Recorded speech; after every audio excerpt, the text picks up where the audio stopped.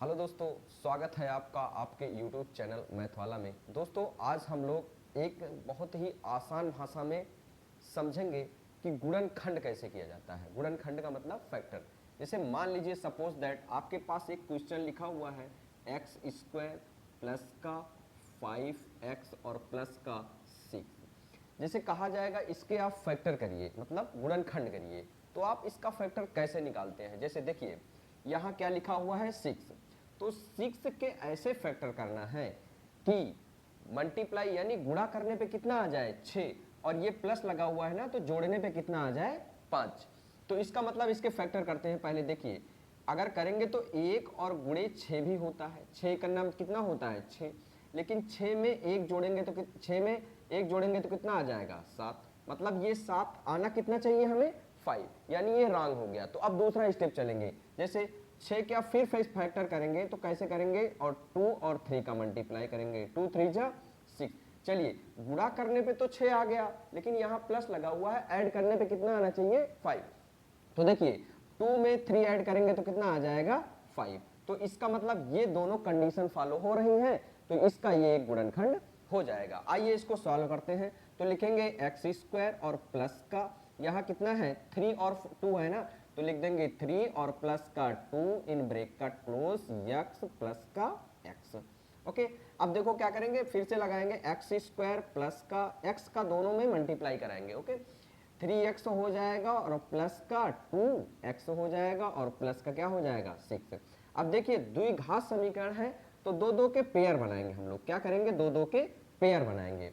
अब देखो दोनों से कॉमन लेंगे। कॉमन का मतलब ये होता है जो चीज इस वाले उसमें हो वही चीज इसमें होना चाहिए। देखिए यहाँ एक्स स्क्वायर है, यहाँ एक्स है, तो सबसे छोटी घात वाला हम लोग कॉमन ले लेते हैं। अगर सबसे छोटी घात वाला लेंगे तो यहाँ से एक एक्स निकाल देंगे, बचेगा क्या अपना एक एक्स, और फिर क्या लगाएंगे प्लस। यक्स तो कॉमन ले लिए, यहाँ क्या बचा 3, तो यहाँ लिख देंगे 3। ओके, अब देखो यहाँ प्लस लगाएंगे, इसमें देखिए क्या कॉमन होगा, यहाँ तो यक्स है लेकिन यहाँ यक्स नहीं है, तो क्या करेंगे यक्स कॉमन नहीं होगा, फिर क्या कॉमन लेंगे 2 कॉमन लेंगे। अब देखो यहाँ तो 2 कॉमन आ गया, अब क्या बचा यक्स, तो यहाँ यक्स लिख देंगे और प्लस का अब 2 की टेबल पढ़ेंगे कि 6 आ जाएगा, 2 3 जा 6।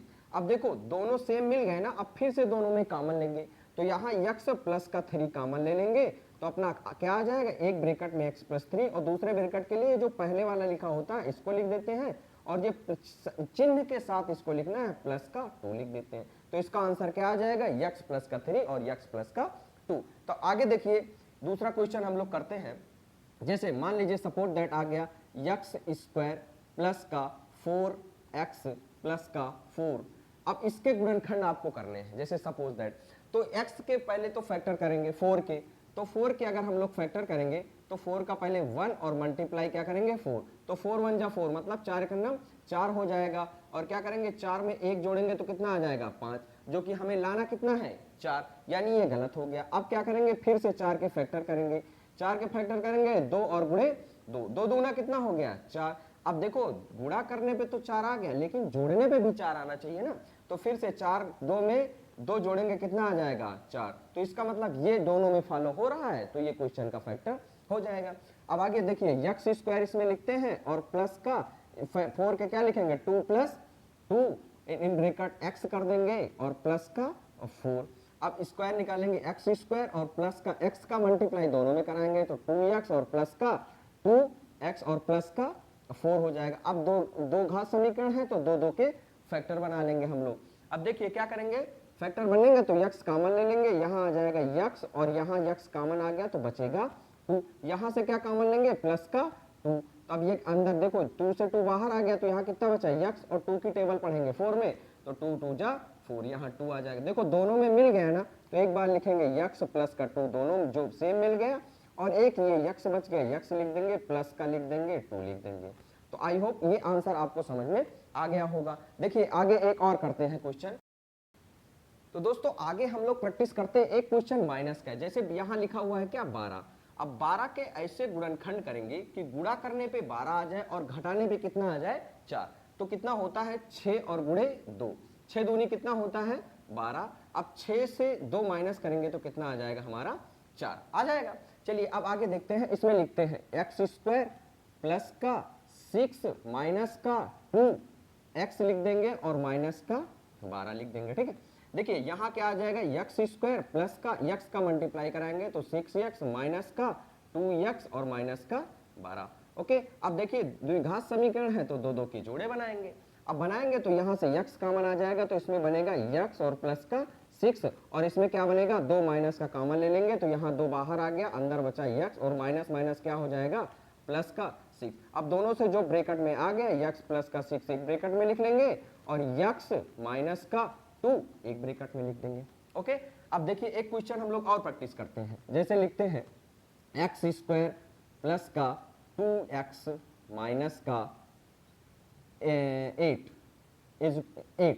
अब इसमें देखिए 8 के ऐसे गुणनखंड करेंगे कि गुणा करने पे कितना आ जाए 8, 4 दूनी कितना होता है 8, 4 दूनी 8। अब 4 से 2 माइनस करेंगे तो हमारा कितना आ जाएगा आंसर 2। तो यानी दोनों कंडीशन फॉलो हो गई।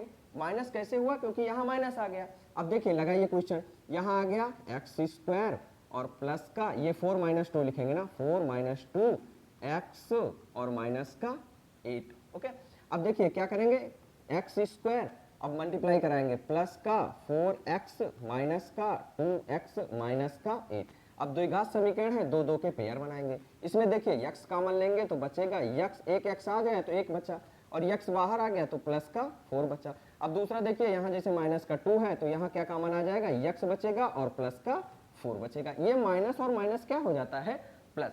अब देखिए दोनों मिल गए ना सेम, तो x और प्लस का 4 एक ब्रैकेट में ऐड कर लेंगे और दूसरे ब्रैकेट में x माइनस का 2 ऐड कर लेंगे। देखिए हमने आपको प्लस और माइनस दोनों पढ़ा दिए। अब देखिए आपको SW में होमवर्क दे रहे हैं, एक क्वेश्चन प्लस का और एक क्वेश्चन माइनस का। आप इसका आंसर कमेंट बॉक्स में कमेंट कर लीजिएगा।